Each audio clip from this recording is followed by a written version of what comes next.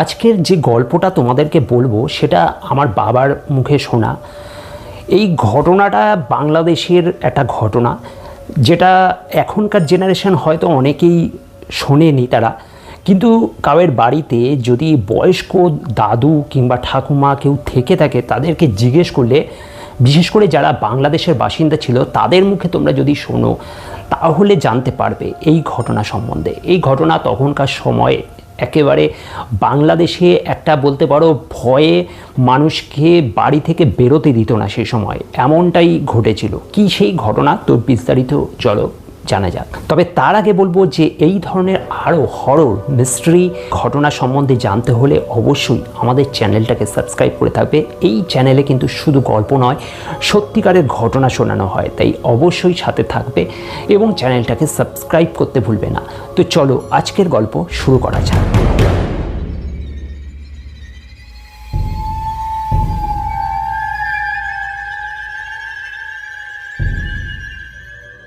আজকের যে ঘটনাটা তোমাদেরকে বলবো এটা দেশ বিভক্ত হওয়ার ঠিক প্রাককালে, মানে ভারত বাংলাদেশ যখন একসাথে ছিল সেই সময়কার ঘটনা। তো আমার ঠাকুরদার যে বাবা ছিলেন তার সাথে এই ঘটনাটা ঘটেছিল। সেই সময় বাংলাদেশে খুব জনপ্রিয় হয়েছিল যে স্কন্দকাটা ভূত। স্কন্দকাটা ভূত মানে হচ্ছে যার নাকি মাথা নেই, শুধু দেহটা দেখা যেত, শরীরটা দেখা যেত, কিন্তু গলার এখান থেকে পুরো কাটা ছিল। এবং সেই রকম এক বিদেশি লোক, বিদেশি সাহেব বলা হতো, তিনি স্যুট কোট পরে বুট পরে ঠিক অমাবস্যার রাতে বেরোতেন। এবং তখন তো বাংলাদেশ একেবারে গ্রাম যেটা হয়ে থাকে অজপাড়াগাছ সেরকম ছিল, ধান ক্ষেত, চারিদিকে বাঁশ জঙ্গল, এই ধরনের তখন যে গ্রাম্য বাংলার যে প্রকৃতির যে ব্যাপারটা ছিল সেটা তখন কিন্তু বাংলাদেশে ছিল। তখন শুধু বাংলাদেশে কেন, তখন আমাদের ভারতবর্ষেরও বেশ কিছু জায়গা যেগুলো নাকি তখনও এরকম গ্রাম বাংলা ছিল, এখন সেগুলো বিশাল শহর হয়ে গেছে। তো তখন সেই সময় বাংলাদেশে তো তখন প্রকৃতিরই দেশ বলা হতো ওটাকে। তো সেই সময় রাতের বেলা সেখানে তখনও ইলেকট্রিসিটি সেইভাবে আসেনি, এবং তখন ওই যে অমাবস্যার রাত, ঝিঝি পোকা এবং তার সাথে জোনাকির হালকা আলোয় দেখা যেত একটি মানুষ, একটি সাহেব মানুষ, যিনি নাকি বুট পরে স্যুট কোট পরে তিনি বেরোতেন প্রতি অমাবস্যার রাতে।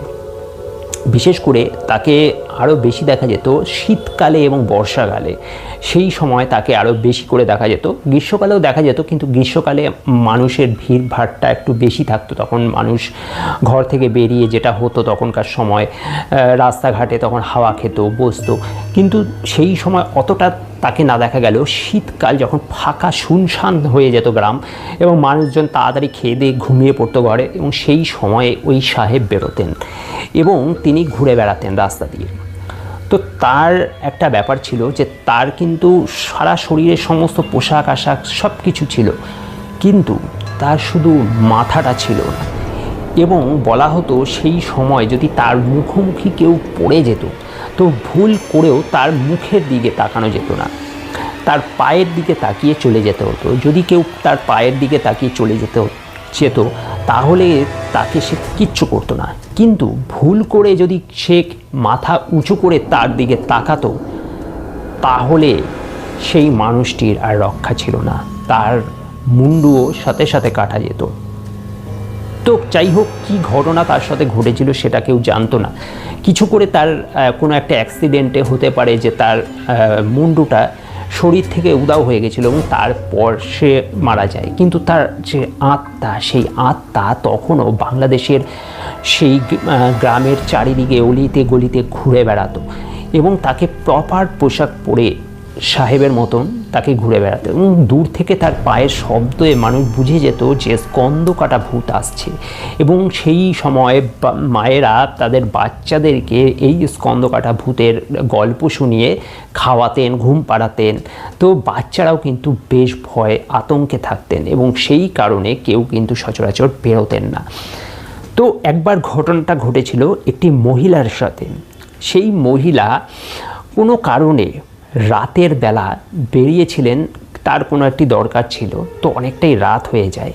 তো সেই মহিলা রাতের বেলায় আসছিলেন গ্রাম বাংলার সেই পথ ধরে। তো হঠাৎ করে সে তার পিছনে একটি আওয়াজ পায়, পুটের আওয়াজ, কিন্তু সে ভুলবশত পিছনে তাকিয়ে ফেলে।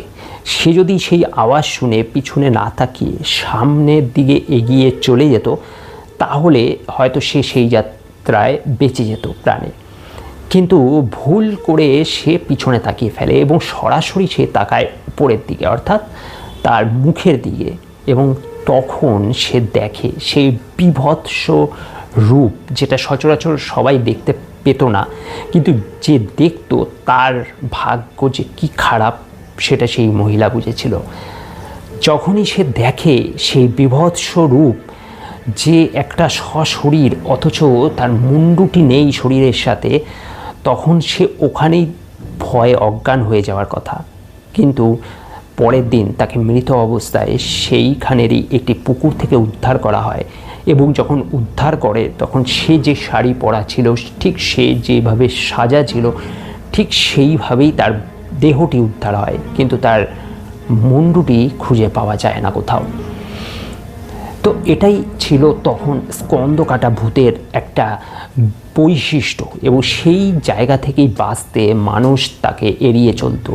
খুবই সাংঘাতিক একটি ঘটনা। সেই সময় মানুষের মনে যেভাবে আতঙ্কের সৃষ্টি করেছিল, মানুষ না তো ঠিক মতো বাইরে বেরোতে পারতো, আর বেরোলেও দিনাদিনই সন্ধ্যার মধ্যে তারা ঘরে ফিরে আসতো। আর যদি কোনো কারণে দুর্ভাগ্যবশত সেটা ছিল অমাবস্যার রাত হতো, তাহলে তো আর রক্ষা নেই।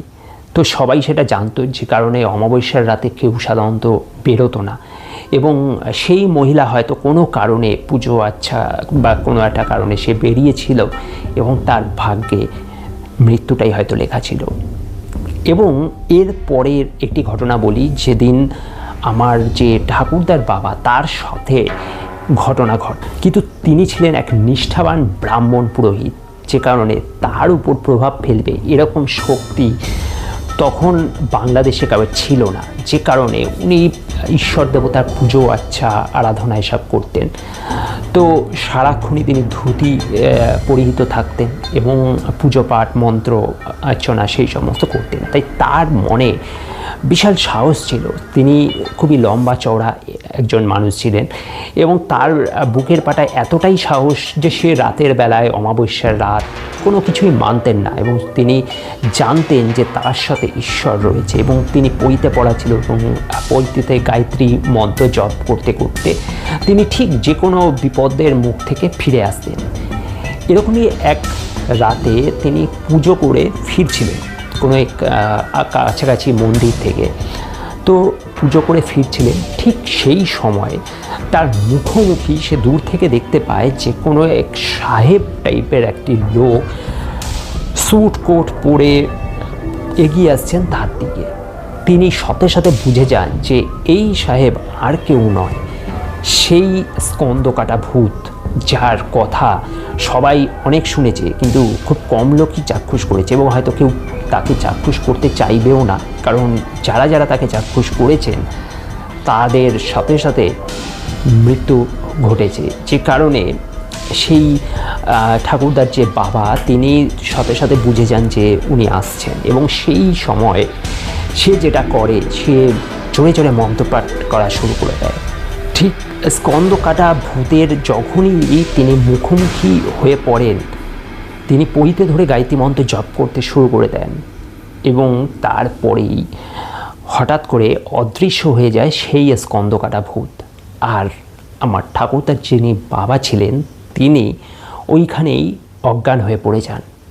পরদিন যখন ভোরবেলা হালকা আলো ফোটে, তখন অনেকেই গ্রামের লোকজন বের হয়, এবং তখন দেখেন যে আরে ঠাকুরমশাই পড়ে আছেন এখানে, এবং তখনও তিনি ঘুমোচ্ছিলেন, মানে গোঙানির একটা আওয়াজ ভেসে আসে।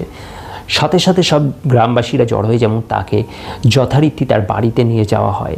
এরপরে তিনি অবশ্য কিছুদিন অসুস্থ ছিলেন, জ্বর ছিল তার সাথে, কিন্তু তিনি সেই যাত্রায় বেঁচে গেছিলেন। এবং তারপর তিনি যখন সুস্থ হয়ে ওঠেন, তারপর সে আর কখনো সেই অমাবস্যার রাতে আর একা একা সেইখানে বের হয়নি কখনো। তো যাই হোক, তিনি সে যাত্রা তার ভাগ্যক্রমে বেঁচে গেছিলেন, যেহেতু তিনি একজন নিষ্ঠাবান একজন ব্রাহ্মণ পুরোহিত ছিলেন এবং সেই সাথে তিনি যে মন্ত্রপাঠ করেছিলেন বুদ্ধি খাটিয়ে, সেই জন্য হয়তো তার প্রাণ সে যাত্রা বেঁচে গেছিল। কিন্তু সেই রকম একটি সাহসী মানুষকেও কিন্তু অজ্ঞান করে দেওয়া হয়েছিল। তো যাই হোক, এটা অবশ্যই স্বাভাবিক ব্যাপার, তবুও সে বেঁচে গেছে, এটাই অনেক।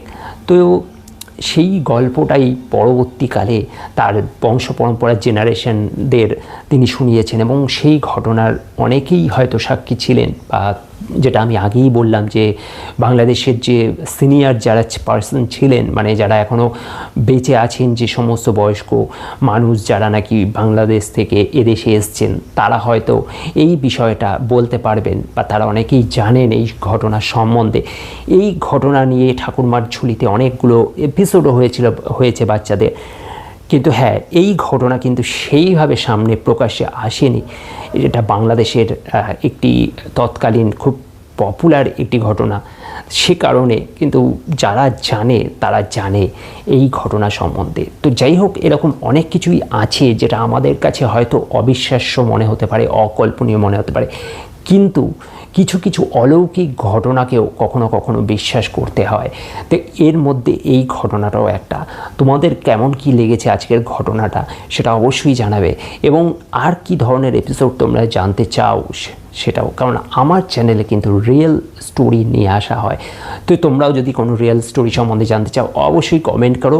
আর যদি কারোর সাথেও এরকম কোনো ঘটনা ঘটে থাকে তাহলে তোমরা কিন্তু আমাকে চাইলে মেল করতে পারো পার্সোনালি, অথবা তোমরা ডিএম করতে পারো। তো অবশ্যই তোমাদের ঘটনাকেও আমি সামনে নিয়ে আসবো কোনো না কোনো এপিসোডে। তাই সাথে থাকো, জুড়ে থাকো, দেখতে থাকো রহস্য রাত্রি।